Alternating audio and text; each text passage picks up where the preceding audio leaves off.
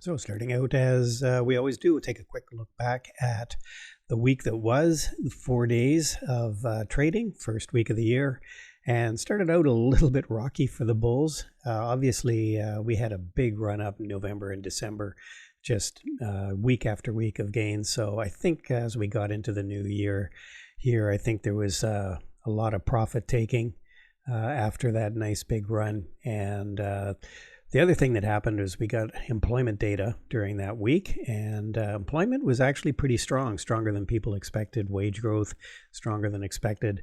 So I think the damper or the data that came out on wages and employment really put a damper on the idea we're going to see early and aggressive rate cuts by the Fed. So the chance of a rate cut actually dropped. Just looking at that Fed tool. The chance of the rate cut dropped in March. And so after 9 weeks of gains, all the indexes were down on the week. The Qs and the IWM small caps suffered the worst. IWM was actually down last week as well. But the main industries, the three of them, have been up and up and up. And now we finally got a down week here.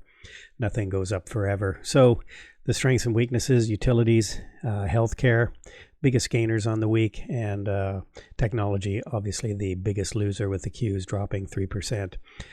Treasuries went up, and of course that again was in response to the positive or good employment data and wage growth. So again, people thinking that maybe the rate cuts aren't going to come as quickly as expected or as aggressively. U.S. dollar, of course, followed the yields up higher, so it was up 1.2%. And the Dow or the Bitcoin, again, we're waiting for that ETF decision. It should be coming very soon. So we had a strong week, 44,000. And all right, let's get going here. And as always, like to do a quick mention from my books on Amazon. Here's my oldest one, the one it's called How to Swing Trade: Rules, Strategies, and Routines of a Swing Trader. And my newest book, which just came out a month ago, How to Trade Options. So if you're interested in trading options or some of the strategies I use to trade options, you can check that one out as well. So anyway, let's move on and start looking at some charts. And this is the 10-year. Let's go back to the 2-year to start. You can see the 2-year popped up a little bit. Again, this was on some of the positive wage growth and employment numbers. Positive if you're in the workforce, maybe not so positive if you're looking for rate decreases from the Fed. So economy and certainly the employment market still looking pretty strong, and we've had a nice little bounce here. After we had this big sell-off over the last 2 months on the 10-year, we're back above the 4% level, which is working well for my TLT trade. I'm short TLT. So TLT goes up when yields go down, so it's been going up quite a bit.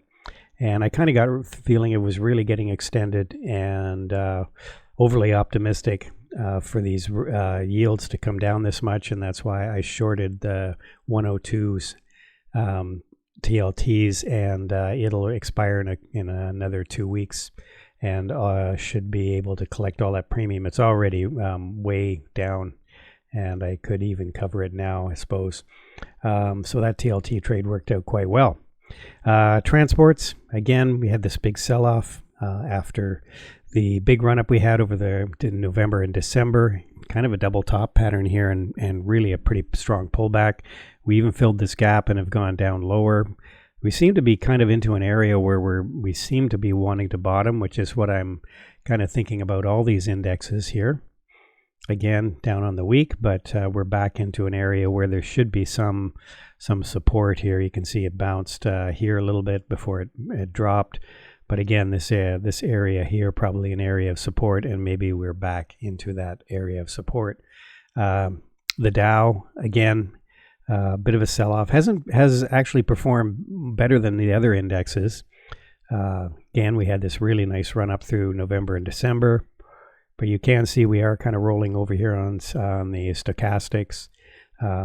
We were pretty oversold for a long period, or overbought for a long period of time, with this RSI up over 70, and just needed to have some kind of a pullback after this huge run, record-setting run almost on the index here. And let's see the Dow again on the weekly. Again, sort of just a pause. On a weekly basis, we're just looks like we're stalling here. Again, volume pretty light previous week. Fairly light this week as well. Again, it was only a 4-day week.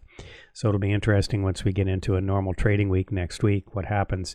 The Qs, again, the Qs really overextended here, and we had the big pullback last week. A lot of profit taking. Fair amount of volume, but we do seem to be finding some support here at around 395. Again, this was an area we kind of broke out from, so not surprising we're finding a little bit of support here. So, for this to be positive for the bulls, it really does need to hold here, because if it doesn't, we could be heading lower down into this area, 385, and then maybe even got a gap to fill here at 380 if we really start to sell off. The SPY again on a daily, just same comments as the Qs. Really just a lot of profit taking last week, and not much of a pullback on a weekly yet. I mean, we could end up going back down here. Here's your first area. This is kind of the area that was really the breakout area when you have to go back that far in time. We could see so if we do break that level, this level we're at right now, this is another area to watch, 455 for support on the SPY. Same comments on IWM, really overbought and pulling back now. We've actually, this area, you can see where we tested it 3 times, and we actually did break down below that. So I'd be keeping an eye on that one. We may find some other support right in this area, 390-ish. But we could be coming back in. We're coming back into this trading range here where the IWM has spent a great deal of 2023 in that range. Again, the VIX sold off on Friday, which is kind of typical of the VIX. But on the UUP, the dollar, again with interest rates going up, you can kind of see the reaction. The dollar strengthened, and that's a pretty common correlation. Again, on the week, we ended up on the week along with the treasury yields. And Bitcoin sort of just hanging around 44,000, just waiting for that news on the ETF. This ETF decision that's going to come out fairly, they say, within the next couple of days and week or so. And we'll see if there's ETF and what the reaction will be to it after that, because some people think it's a sort of buy the rumor, sell the news. Other people think it's just Bitcoin's going to hang in there at this around this 40,000 to 44,000 level. But lots of predictions about where it could go, and we'll just have to wait and see, because it's really, again, just sort of waiting for this news to come out here. So let's talk about some stocks I'm watching for next week. You can see here, let's start out with Apple. Apple's really taken a hit. There was a couple downgrades, and now there was some news out about possibly Justice going to be looking at some antitrust stuff, I understand. So yeah, there's a lot of bad news for Apple over the last couple of weeks here, with the watch being challenged in terms of patents and all the rest of that. So big gap down, but this 180 level I think is a fairly significant level. You could probably trade against that if it watch to see if it holds here. If it doesn't, we've got a lot more room to the downside on Apple, so that's an area I'd watch for it to hold, and might even sell some puts again. I did have some 180 puts. I closed them because I really didn't like when that news came out. Did respond okay, but I'm going to look at maybe getting back into that next week if we kind of look like we're bottoming and it might hold there. AMD again, we're kind of stuck in a range right now. This is this range here that I've got where we came into, and then we kind of consolidated and then broke out, and then we had this failed breakdown. Now we're back into this range here, so I'd be watching AMD between 140 and 135 to see which way it goes one way or another. Amazon again, pretty significant breakout here. Consolidation, and then of course last week with all the selling, profit taking, really pulled back here. So I'm watching this area here again. This is kind of like Apple. This is kind of an important level, this sort of 144 level, 145 level for Amazon. So we'll see what it starts to look like next week. Google kind of broke out, failed breakout, then the sell-off. I guess it's Alphabet now. So we're back into this sort of trading range here, but 135 looks like an area where if it loses that, we could really be heading lower, 130s.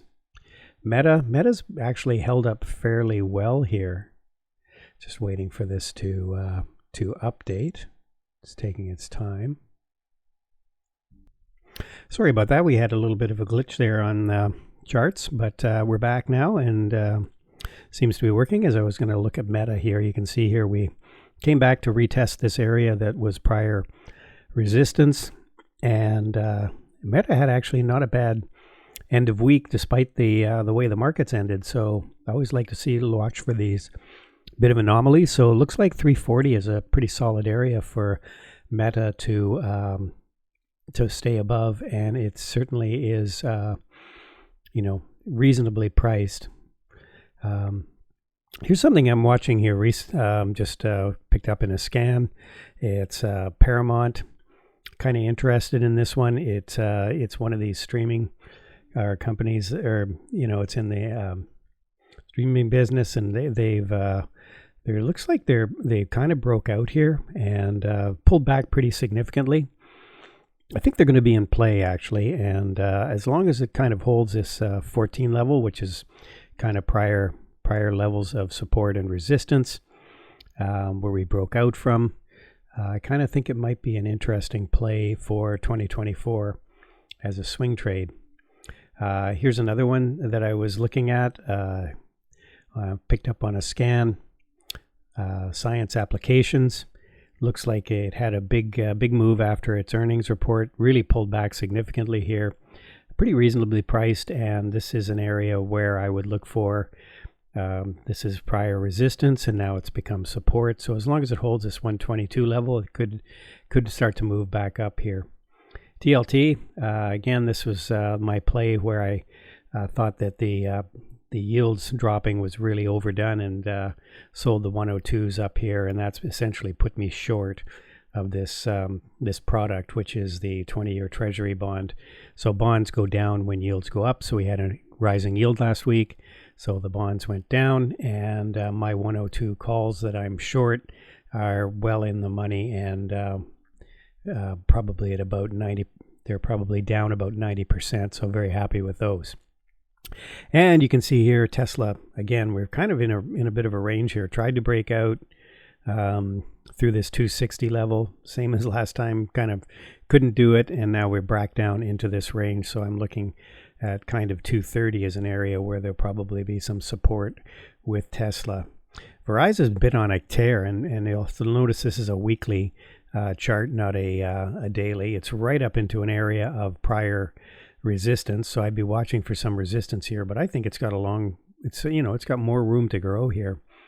It's up in the we could be up in this 40, 46, 47 area. I mean, if we can actually break out of this. So I'd be watching for a bit of a pullback, maybe a couple days on a pullback, and maybe back 39, and and it pays a healthy dividend too, so you could probably sit on this one if you were interested in it. And I think that's about it for what I'm watching next week. So we're going to wrap things up here and take a look at what we got coming this week. Again, I think there's going to be some churning, maybe some back and forth here as we kind of consolidate this pullback. I don't see any sort of impetus to move us back to the highs that we saw at the end of December, but I really don't see a lot of selling either. So here's your levels on the Dow, the Qs, SPY, and IWM. I think we're going to be kind of range bound this week. As far as economic events goes, I think again what's going to keep us sort of in check, at least the first part of the week, is we do have CPI data coming out and PPI data coming out at the end of the week. That is going to be closely watched to see how we're doing on this inflation fight, or how the Fed is doing. And of course, we've got earnings season just coming up next week, kicking it off on Friday. You can see here, these are our usual stocks that start out the earnings season. some of the big financials, Bank of America, JP Morgan, Citi, Wells Fargo, and we've got Delta Airlines as well to kick things off in UNH and the health sector. So it's going to be an interesting end of the week as we get closer to that point in time. And speaking of time, I think we're up here. So that's it. We'll hopefully see you on Monday morning, as always, 8 o'clock. We start with the pre-market show.